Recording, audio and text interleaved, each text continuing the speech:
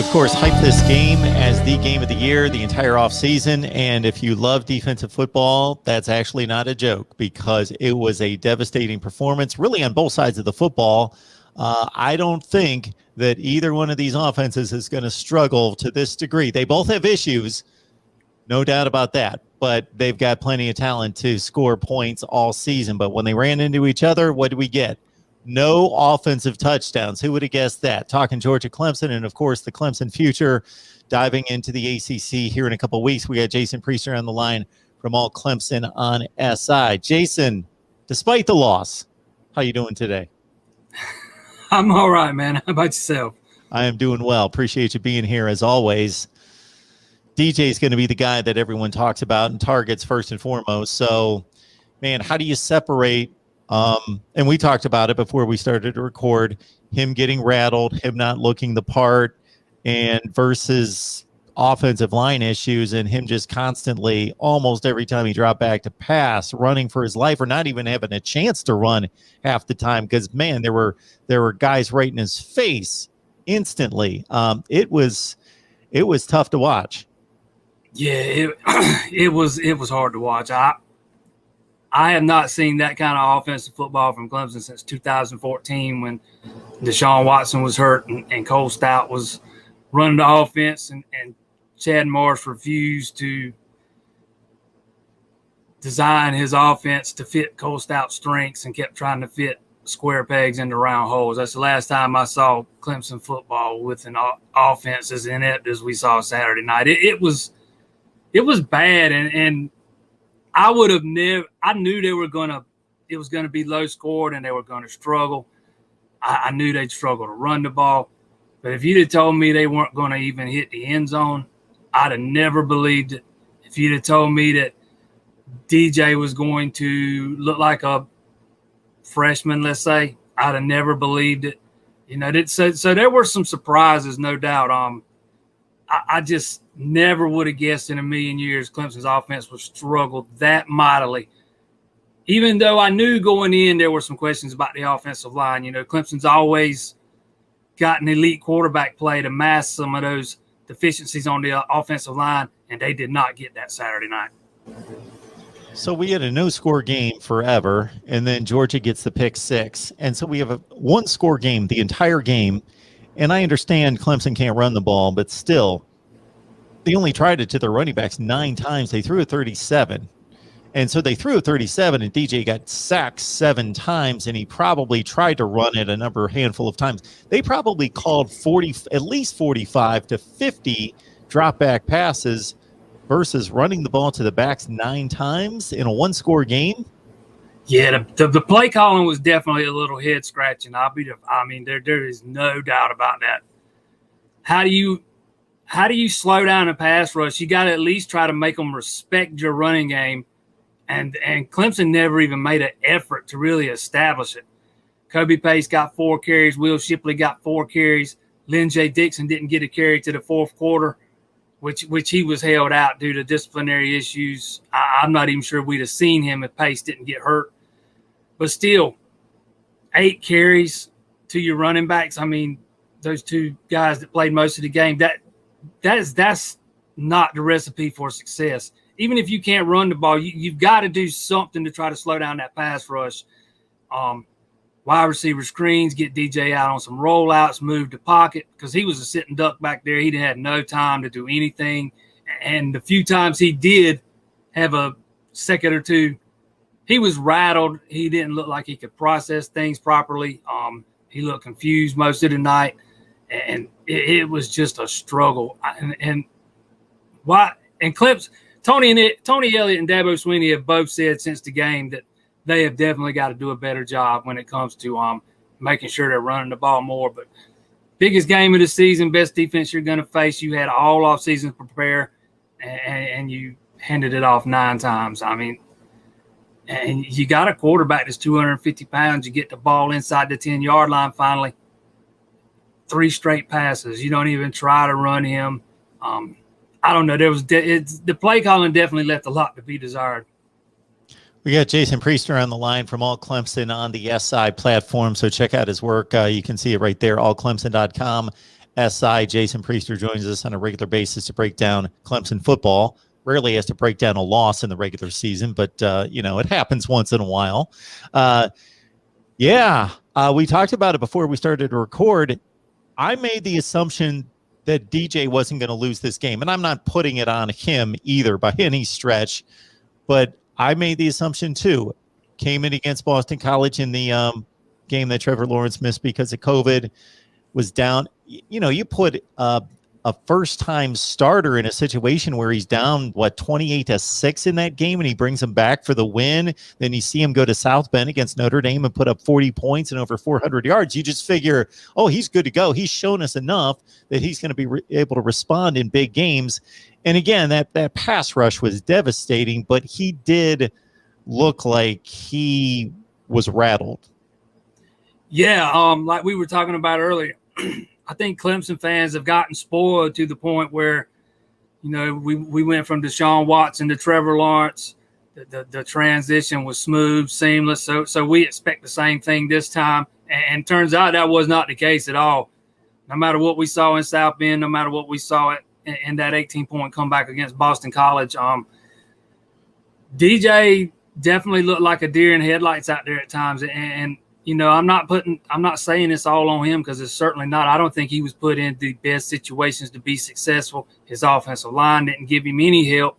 And you can't win all by yourself. Even the interception that he threw, that was on Justin Ross, not him. You got to get inside coverage on that route when you're running that route, and he didn't. And the guy picked it off and returned it. But the thing that I was most disappointed in, I kept waiting to see that spark from DJ, that him flip that switch, maybe get mad, show some emotion, show some fire, something. And we just never saw it. It looked like the offense was trying to do the same thing over and over and over. There was no adjustments made. It was drop back, try to throw the ball, drop back, try to throw the ball. And the definition of insanity is trying to do the same thing over and over again, expecting different results. And that's the feeling I got watching that game the other night. They were trying to do the same thing over and over and over and expecting different results. Like I said a minute ago, that the offense is predicated on getting elite quarterback play. They've had that elite quarterback play most of the time throughout the years with Dabo Swinney and Tony Elliott. And they didn't get that the other night, and there was no fallback plan. There was no other option without that elite quarterback play. They didn't have a chance. Before we get to the defense, Jason, Justin Ross, good to see that he was on the field, didn't make much of an impact, 4 catches, 26 yards. Joseph Nagata, though, a guy that you've been waiting on for a long time, everybody else, he was the one guy that created some kind of offense. Yeah, that was one of the surprises, or if you want to call it a surprise. I thought he's had it in him. He just needed to be healthy. But I guess I shouldn't call it a surprise. But let's say I was glad to see him get on the field, have some success, and show what he can do. Because I think he's got all the talent in the world. He's got a world of potential. This is an NFL talent. He's just got to stay healthy. And we saw some flashes of it Saturday night. He was really, to me, the lone bright spot, in the offense Saturday night. He's got a high ceiling. He's just got to stay healthy. Braden Galloway's a guy that he had 27 catches last year, so he's a good player. But to my recollection, had at least one drop, and then he had one ball stripped out of his hands, not a fumble, but it should have been a catch. That was a pretty big play. It was around midfield. It was like a 3rd and 5. Needed that, obviously, to continue the drive, and he let the defensive back knock it out. Yeah, Clemson fans, since the day Jordan Leggett left, have been pining for the tight ends to be more involved in the offense. Well, critical 3rd down, he hits him right in the numbers, and Galloway drops it, has it stripped out, whatever you want to call it. He's got to catch that ball. And that was a critical 3rd down. You're only down 1 score, even though it felt like you were down 3. You're still only down 1 score, chance to tie the game up. You got to make that catch. You got to make that catch. And he didn't. I don't even know what to say about that. Talking Clemson football, we got Jason Priester here, of course, from allclemson.com. So please join him right there. You see the Website right there on the banner from SI, allclemson.com with Jason Priester. All right. Anytime offenses struggle, Jason, you know what the deal is. The fans are like, there's something wrong with the offense. If we had a 51-48 game, then everybody'd be going crazy about these offenses are amazing and not really that concerned about the defense unless it's your defense. So there needs to be some credit given to this Clemson defense, because all I heard all night from people calling me, obviously after the game with the call-in show and everything else, is obviously Georgia's offense is horrible. Yes, they've got issues to work through too, but they don't have a horrible offense. They got 5 stars all over the place. They got a really good quarterback. He's like a top 10 quarterback in the country. This was a great defensive effort, especially minus Tyler Davis. Yeah, I once I found out for sure that Tyler Davis was not going to play, that's concerning. He's the anchor of that run defense. So you start to worry about how much success Georgia's going to be able to have running the ball. And I thought Clemson's defensive front held up extremely well against that Georgia running game. I was just thoroughly impressed by the defensive effort. They came out motivated. They remember the last time they were on the field. They got punched in the mouth. They got out physical. They didn't respond. And they have used that as motivation all off season. And it showed the other night. I thought they played fantastic. Even on the back end where some of the questions were, freshman Andrew Makuba, man, he was phenomenal Saturday night. And if you'd have told me he was going to start and play that much, I'd have never believed it. And Brent Venables said today he probably would have started even if Nolan Turner wasn't hurt. It would have been him and Turner starting. But he was phenomenal. The back end of that defense was really good. The pass coverage was good. The pass rush was good. And when you can slow that Georgia running game, you're not going to stop it, but when you can slow it to the point that they did the other night, you're going to give your team a chance to win. That's all you can ask from them. They gave the Clemson offense more than enough of a chance to win. They did everything but go out and win the game for them.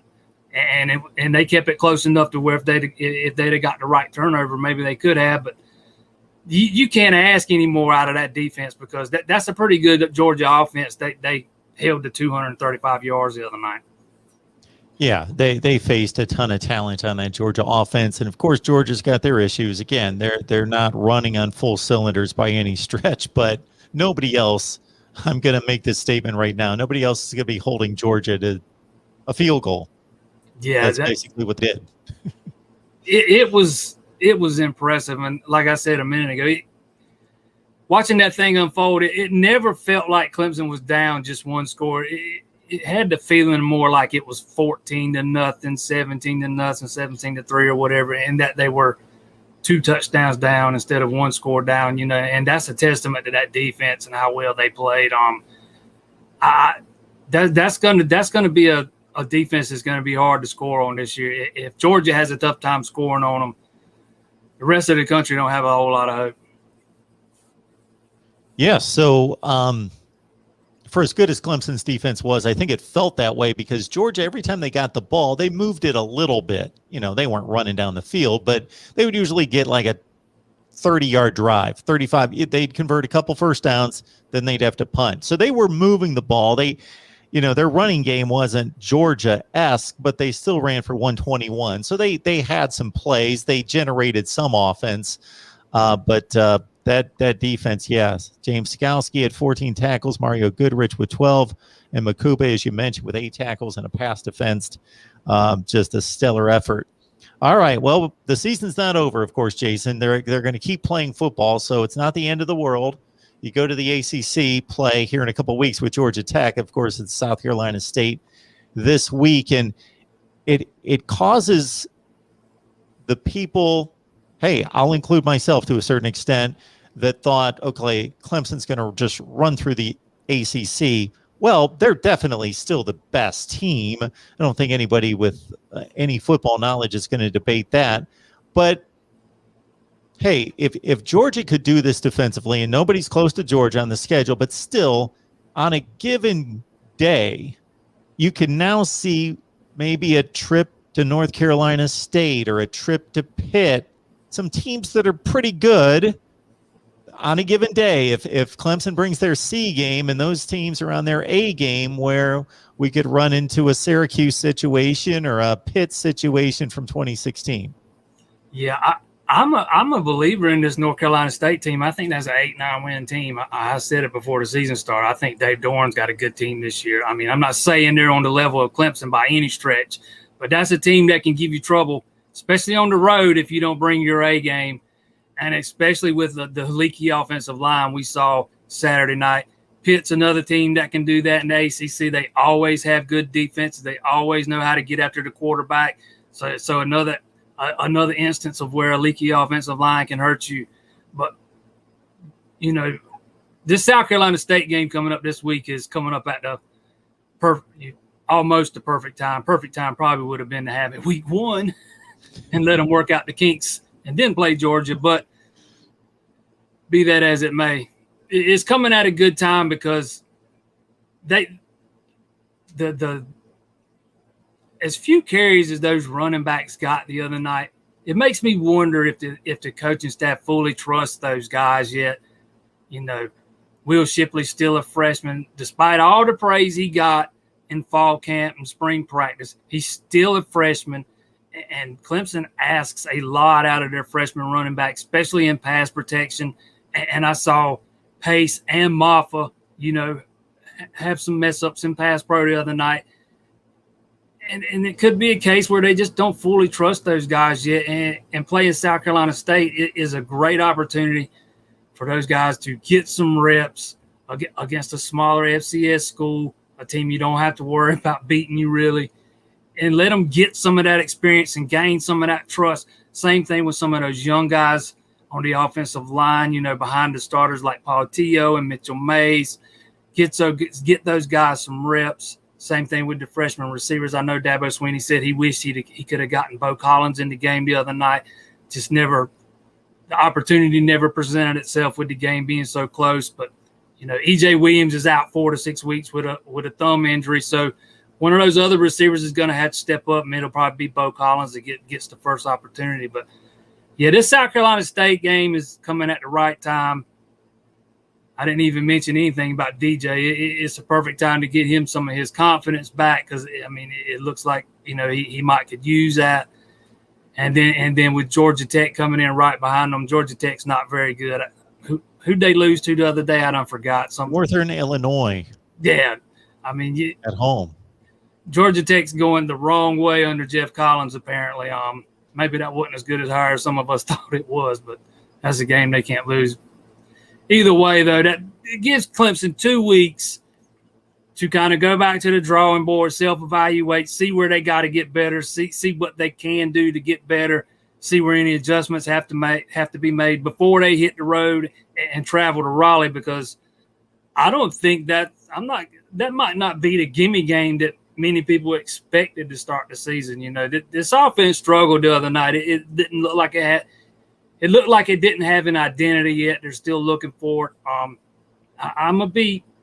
We won't be able to tell a lot from the South Carolina State game, but 2 weeks from now against Georgia Tech, I'll be paying attention to, you know, the offense, you know, the game plan of the offense, seeing what kind of identity they establish and how dedicated they are to actually establishing the running the ball.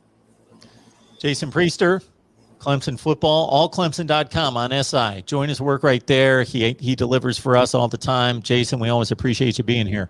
I appreciate you having me on, man. Thanks, Mark.